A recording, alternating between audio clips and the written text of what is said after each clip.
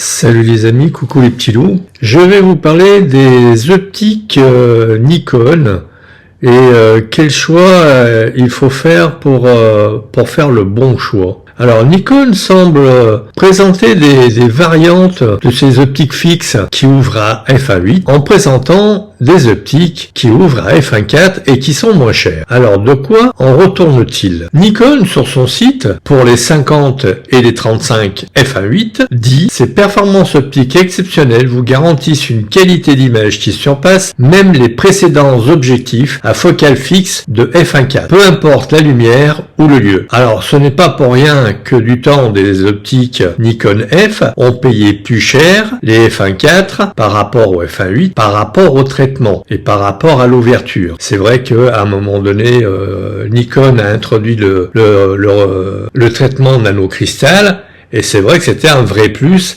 par rapport aux optiques entre guillemets qui n'étaient pas traités de cette façon-là. Alors, le traitement nanocristal, qu'est-ce qu'il fait? Eh bien, il améliore le contraste, il diminue les aberrations, etc., etc. Alors, une optique traitée par rapport à une optique non traitée basique, on va dire, il y a quand même un léger plus pour les optiques qui sont traitées. Le traitement améliore le rendement qualitatif des lentilles au plus haut point. Donc Nikon nous offre le choix entre deux gammes d'optiques pour dire bon, on a des optiques d'entrée de gamme qui sont très bien et on a des optiques supérieures qui sont un peu mieux, qui seront un peu plus chères. Alors ce qu'il faut savoir, c'est que les optiques entre guillemets de base, c'est pas des optiques de merde. Nikon sait fabriquer ses optiques et on va dire ils mettent un léger plus pour les f1.8 et c'est noté sur le 35 mm, c'est noté sur le 50 mm. Il n'y a pas de souci. Le 50 et le 35 1.8 sont meilleurs que leur homologue f1.4. Alors oubliez vos vieux préjugés des Nikon F, enfin des Nikkor F, où effectivement les f1.4 était excellent. J'ai moi-même encore un 50 mm f1.4, si ça peut intéresser quelqu'un, qui est excellent, qui résout 142 paires de lignes au millimètre, donc c'est une optique exceptionnelle au niveau de son piqué. Mais à l'heure actuelle, Nikon a bien dit par la bouche de son CEO que les optiques Z étaient nettement meilleures. Alors, il faudra le retrouver sur le site Nikon, hein, mais bon, j'ai eu chercher, il m'a fallu un certain temps pour le trouver, donc je vous laisserai faire. Par contre, je vais vous mettre le lien comme quoi il dit que ces optiques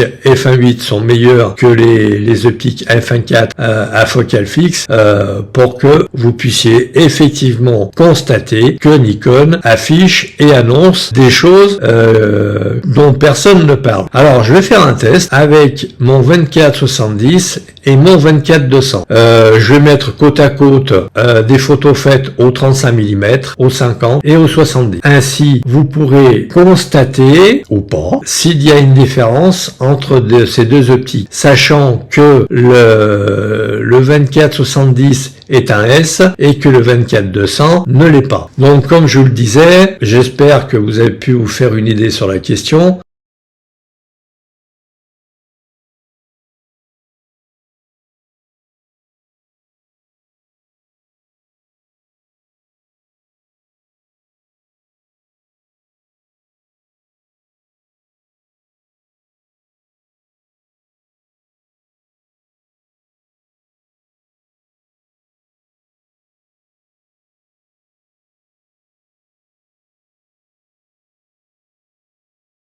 Ainsi, vous pourrez choisir en toute objectivité votre optique, parce que acheter une optique très chère qui ouvre à f1.2 par exemple, parce qu'elle ouvre à f1.2, c'est complètement délirant et ça ne sert à rien.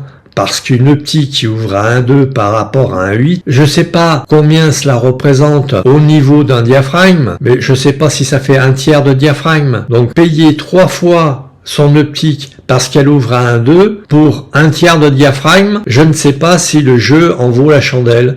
Alors après, je vous conseille vivement de faire en magasin des tests pour savoir de quoi il en retourne. Vous prenez votre petite carte, votre boîtier, et vous allez faire vos tests en magasin. Si le magasin est sérieux, et je pense que la plupart du temps ils le sont, le magasin vous permettra de faire des tests sur des choses, soit en allant dehors faire des photos à l'extérieur, soit en faisant des photos à l'intérieur, parce qu'on ne sait jamais, des fois que quelqu'un passe et vous pique le boîtier, vous seriez content du voyage. Donc, vous prenez un truc que vous avez l'habitude de prendre, style, je sais pas, une petite mire, quelque chose comme ça, et vous allez dans le magasin, vous la photographiez, et à la limite, la plupart du temps, les magasins sont équipés d'ordinateurs et de lecteurs de cartes, et bien, vous lisez votre carte et vous vous faites une idée sur la question. Mais oubliez vos vieux préjugés, comme quoi les Nikkor F avaient